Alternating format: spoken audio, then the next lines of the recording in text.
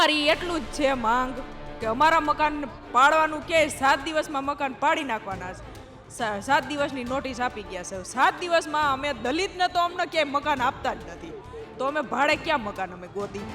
દલિતને તો દલિતનું નામ પડે એટલે તરત એમ કહી દે કે અમે મકાન નહીં દઈએ, અને અમારે કમાણી એટલી નથી કે અમે ભાડા ભરી શકીએ એમ. અમે આટલા હેરાન છે ને કોઈ હેરાન નથી. અમારા બટલા ભૂખ્યા રોવે છે. ક્યાં જાય અમે?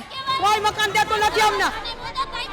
અમે ખાધું નથી હજી. અમે બાપની તાકાત હોય તો એક ઇંચ તો ઈ જમીન એમાંથી ખાલી કરાવે તો ખબર પડે. જંગલેશ્વર સહિતના જે કોઠારિયા રોડ ઉપરના વિસ્તારો છે જ્યાં 1200થી વધુ મકાનોને ડિમોલેશનની નોટિસ આપવામાં આવી છે, અને હવે આ લોકોને અંતિમ નોટિસ પણ આપી દેવાય છે કે 7 દિવસની અંદર તમારે મકાન ખાલી કરી દેવાનું છે.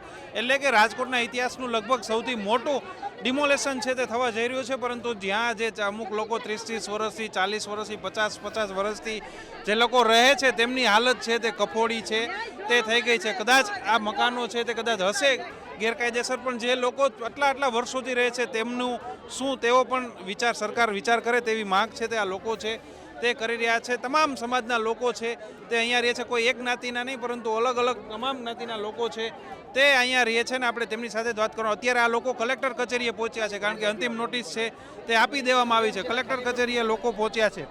શું અન્ય લોકો સાથે વાત કરીશું.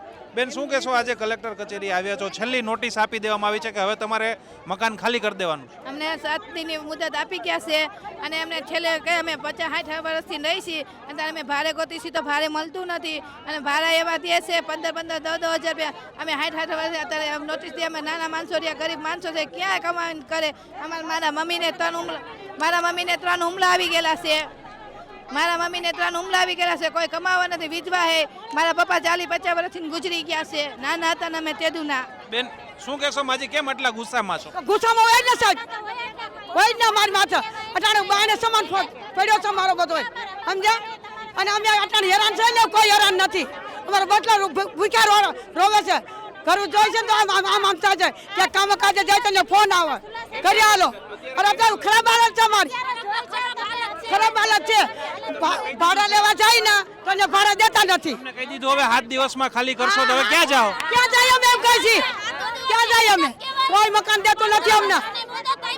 અમે ખાધું નથી હજી. અમે 10 વર્ષ પહેલાની મુદત આપી હોત ને તો ખાલી થાય. અત્યારે કઈ અમારે 7 દિવસમાં હું કરી લઈએ? અમે હું કરી લઈએ? 7 દિવસના મકાન કરું કઈ રમત છે? કઈ દેવું આસાન છે? પણ તમારે અમારી જગ્યાએ રહીને બતાવો કે કેમ મકાન ખાલી થાય છે અને કેમ જવાય છે, કેવી રીતે અમારે મનમ છે, કેવી રીતે મકાન કર્યા છે. અત્યારે હાલત જોઈને આવીને જોઈ જાય માણસોની હાલત કેવી રીતના છે. જોઈ શકાય છે લોકોનો આક્રોશ છે, લોકોની અંદર એક ચિંતા છે કે 7 દિવસ પછી તેઓ ક્યાં જશે, કારણ કે અમુક જ્ઞાતિના લોકો હોય છે તેને તમામ જગ્યાએ મકાન નથી મળતા. તે પણ આપણા સમાજની એક હકીકત છે. આ જોઈ શકાય છે મોટી સંખ્યામાં અત્યારે કલેક્ટર કચેરીએ લોકો પહોંચી ગયા છે. પોસ્ટર્સ પણ લઈ ગયા છે કે ઘરના બદલે ઘર આપો, ગરીબોની જે છત છે તે ન છીનવો. શું કહેશો કાકા, શું કહેશો, શું કહેવું છે તમારું? એક મિનિટ ઉભા રહી. આ બાજુ આવી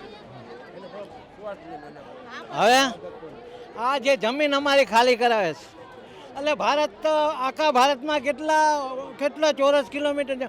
આટલી જ જમીન સરકારને જોઈ છે, આટલી જ જમીન. અને કયા કારણ એને કયા ઉપયોગમાં લેવાની છે આટલી જમીન? હાલો, વિકાસ પણ દુનિયામાં બીજી કેટલી એની જમીન પડી છે, અને એમાં માણસો એનો કબજો કરીને બેઠા છે. માણસો એનો કબજો કરીને બેઠા છે. રાજકારણીના ઘરવાળાને એના રિલેશનવાળા એના કબજો કરીને બેઠા છે. એમાંથી એક ઇંચ તો એના બાપની તાકાત હોય તો એક ઇંચ તો એ જમીન એમાંથી ખાલી કરાવે તો ખબર પડે. હે હાલો કયોજીન, આ નાના માણસોને આ બધા રોવે છે ને કઈ ખબર નથી પડતી. હે અને પોલીસ વાળાનું હું કહું છું, એનો પેલો સ્લોગન શું છે પોલીસનો?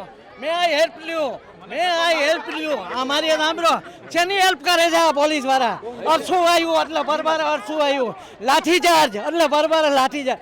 અરે એના ઘરમાં કઈ નહીં થાય. આ જો મારી વાત સાંભળો, આ ઉત્તરાખંડમાં કેટલા મરી ગયા? હે સુરત મરકી થઈ હતી એમાં કેટલા મરી ગયા? લાતુર ધરતીકંપમાં કેટલા મરી ગયા? ભરૂચમાં કેટલા મરી ગયા ધરતીકંપમાં? કોરોનામાં કેટલા? સ્વાઇન ફ્લૂમાં અમારા મુસલમાનોએ તમારા અગ્નિશાંત કરાવ્યા છે મજદૂર, એમાં કેટલા મરી ગયા? આ ચીમનભાઈનું 1975 એના આંદોલનમાં કેટલા વિદ્યાર્થીઓ મરી ગયા? આ બધા પણ એમ નહીં, પણ તય પોલીસ વાળાએ કોઈ ન્યાય નથી કર્યો. પોલીસને તો જીવ હુકમ કરે. એના ઘરમાં કાંઈ નથી, એને બાળકો નથી, એને જમીન નથી. બિલકુલ જે રીતના લોકોનો આક્રોશ જોવા મળી રહ્યો છે તે રીતના સ્પષ્ટ રીતે લોકોનો આક્રોશ છે તે સમજી શકાય છે કે શા માટે તેમનામાં આટલો ગુસ્સો છે. કારણ કે માત્ર 7 દિવસની છેલ્લી નોટિસ આપી દેવા છે, એને પણ 2 દિવસ થઈ ગયા છે. એટલે હવે 4 થી 5 દિવસમાં લોકોને છે કે હવે તમારે મકાન ખાલી કરી દેવાના તેવી નોટિસ છે તે આપવામાં આવી છે. મોટી સંખ્યામાં લોકો છે, હિન્દુ મુસ્લિમ તમામ સમાજના લોકો છે. તેમના આ 1300થી વધુ જે નોટિસ આપવાની છે તેમાં એમનો સમાવેશ છે તે થાય છે. અત્યારે જોઈ શકાય છે લોકો પોસ્ટર લઈને આવ્યા છે. શું કહેશો માજી? અમારું સન જે સહી કાયદેસર કરી દે, જ્યાં લગી કાયદેસર નહીં કરી દે ને ત્યાં લગી અમે અહીંયા આંદોલન કરીને બેસવાના સહી. અહીંયા જ બેસવાનું છે, 1 મિનિટે ઊભા નથી થવાના. અમને અમારું છે સ્થાનક રહી છે એ કાયદેસર કરી દે, અમારે અહીંયા રહેવું ત્યાં લગી. જીસીબી ભલે ફેરવી નાખે, અમને અમારું ઘર જ્યાં સુધી ન દે 8 દિવસમાં અમને 7 દિવસની મુદત આપી છે સાહેબ. અમારું ઘર અમને ન દે ત્યાં સુધી અમે બીજે ક્યાંય જવાના નથી. હડતાલ કરશું, રાતની ભૂખ વેઠવા તૈયાર છે. બાકી અમારું મકાન અમને દે. અમારો એકનો એક કમાય છે, અમે 5 જણા છે. કેટલા વર્ષથી રહેશો માસી? આ 50 વર્ષ થયા. મારો ઘરનો ધણી બિચારો એકલું એને ગામતરું કર્યું છે. નહીં, ભાડે રહેવાના પૈસા નથી. શું છે વ્યવસ્થા? નથી એકનો એક દીકરો બિચારો કમાય ક્યાંથી થાય ભેગું અમારું. બેન તમે કેમ રહો છો ક્યારના? કઈ પ્રકારની હાલત છે તમારી? કેવી સ્થિતિ છે? કંઈક બોલો બેન. અમારી એટલું જ છે માંગ કે અમારા મકાન પાડવાનું કે 7 દિવસમાં મકાન પાડી નાખવાના છે. 7 દિવસની નોટિસ આપી ગયા છે. 7 દિવસમાં અમે દલિતને તો અમને ક્યાંય મકાન આપતા જ નથી, તો અમે ભાડે ક્યાં મકાન અમે ગોતી? દલિતને તો દલિતનું નામ પડે એટલે તરત એમ કહી દે કે અમે મકાન નહીં દઈએ. અને અમારે કમાણી એટલી નથી કે અમે ભાડા ભરી શકીએ એમ. અમને અમારા મકાન રહેવા દો. તમ તાર સરકારની માંગ, અમારી સરકાર પાસે એટલી જ માંગ છે, અમારા મકાન રહે એ જેટલી ભરપાઈ માંગે એ અમે ભરપાઈ કરવા તૈયાર છીએ. અમે રાતથી કામ કરીને એની ભરપાઈ પૂરી કરીશું, પણ મહેરબાની કરીને અમને અમારા મકાનમાં રહેવા દો. બિલકુલ જે રીતના મહિલાઓ છે તે ખૂબ મોટી સંખ્યામાં મહિલાઓ છે તે આવી છે. શું કહેશો માજી, શું કામ ધંધો કરો તમે? અમારે માલ ઢોરનું પૈસા, બીજું કોઈ નહીં. ગાયું છે, એમાં ડબ્બાવાળા લઈ ગયા છે, થોડી રહેવા દીધી છે ગાયું. તો એ રોજ ડબ્બાવાળા લોહી પીવે ને તો એ બાંધી ખવડાવવાનું, બસ એ ધંધો. અને ઘરના ધણીને પહેલે ઉમલાવ્યો છે તો એ પછી વળીથી ખાટલામાં છે. એક છોકરો છે, એક છોકરામાંથી કામ છે બધું. તો હવે અત્યારે અમને એમ કે તમે ખાલી કરો 3 દિવસમાં, તો ખાલી કરી અમારે ક્યાં જવું? અમે રહી છીએ 40 વર્ષથી. વેરો બિલ બધું, લાઇટ બિલ કિરિયલ છે, લઈ છે એની પાસેથી બધા કાગળિયા કમ્પ્લીટ જ છે. તો અમને અહીંથી નથી હટાડે શું કામ? કોઈ દી એમ ન કીધું કે નાડું તમે આજ તમારે અહીંથી જવાનું છે, એમ કોઈ દી ન કીધું. આ કાર્મિક 3 નોટિસ આવી ને બસ એમ જ કીધું કે તમારે ખાલી કરવું. એમાં સરકારે નક્કી તો કરી જ લીધું છે કે હવે અહીંયા પાડશે જ મકાન, તો હવે ક્યાં જાઓ તમે? અમે એમ કહીએ અમે ક્યાં જઈએ? અમે તમને કહીશું કે અમે ક્યાં જઈએ? અમે ક્યાં જઈએ? અમે તમને પૂછી છીએ કે કયો તમારે કલેક્ટરને કે આ લોકો જાય ક્યાં? સરકારને કઈ નહોતી ખબર. એટલા વર્ષ 40 વર્ષ રહી છે, એ સરકારને નહોતી ખબર. હવે ઓચિંતા સરકાર કે અમારી જમીન લાવો. પેલા ના પાડી દેવાય ને કે તમે નો મકાન બનાવતા. હવે સરકારને ત્યાં લિમોનેશન બનાવવું છે, એનું શું કરવું? અમારે દીકરીઓ વાળું ઘર હોય, હવે દીકરીઓને મૂકીને ક્યાં જવાનું? અત્યારે જમાનો છે દીકરીઓને મૂકીને ક્યાંય જવાનો? ભાઈ તમે વિચાર કરો. આ સાહેબને દીકરીઓ, બેન દીકરીઓ નહીં હોય ઘરે, કોઈને રેડી મૂકીને જવાનું ક્યાંય? રોડ ઉપર રહેવાનું, બધાને રોડ ઉપર રહેવાનું. સાહેબુ એમ કે બેટી બસાવો, તો આમાં બેટી કેમ બસાવવાની રહી? કાંઈ રહી? અત્યારે બેટીઓની ઉપર શું થાય છે એ સાહેબુને બધી ખબર જ છે. સાહેબુ કાંઈ નથી કે જોતા. 3 વર્ષથી ઈ સેફ નથી, તમને ખ્યાલ હશે. 3 વર્ષની નાની છોકરી ઉપર રેપ થાય છે, તો અમારે જુવાન દીકરીઓ છે, તો અમારે જુવાન દીકરીઓ મૂકીને જવાનું ક્યાં?